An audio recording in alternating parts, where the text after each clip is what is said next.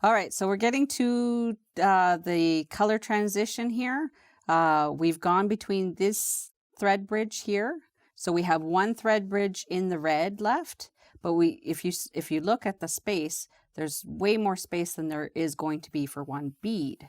So this is the trick. I take one bead, I go between the second and last red bead, just like normal. But when I get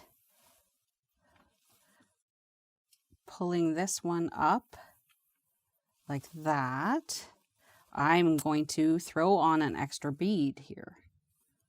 Okay, so now you think I would go between the red and the black bead, but I'm not going to, because look at all that space.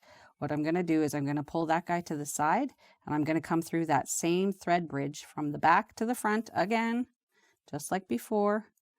And I'm going to pull, pull, pull, pull, pull, pull, pull, pull, pull, pull. And then as I am through the thread bridge, I pull a little bit tighter just to get that tension, and then come back up this bead. And then you'll see that it will look even, our top and bottom layer. There we go. I'll just feed this through. All right, so we just got to pull that a little bit tighter. So now this is where I will transition into the black beads.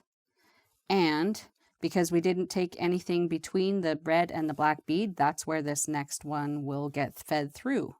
So now we switch to our black beads. And we just take one, we go between the red and the black, and because that bead's on top, it might be a little bit difficult, but you just have to, with this needle, you just have to grab it closer up to it, because it is a little bit bendy. There are different strengths, I guess is the best word for it. There's soft and medium, and there probably is hard, or maybe that's just the other ones. So these are quite bendy. You just have to be careful with it, that's all. All right, so then when you're pulling tight, you'll see that this bead looks like it's right on top of that bead, even though it isn't, because we've gone between the red and the black bead. And then you just carry on with your next color. And when you get to your color transition between the yellow and the black, you'll do the same thing. You'll add 2 beads in that one thread bridge there again. All right, so now we just carry on.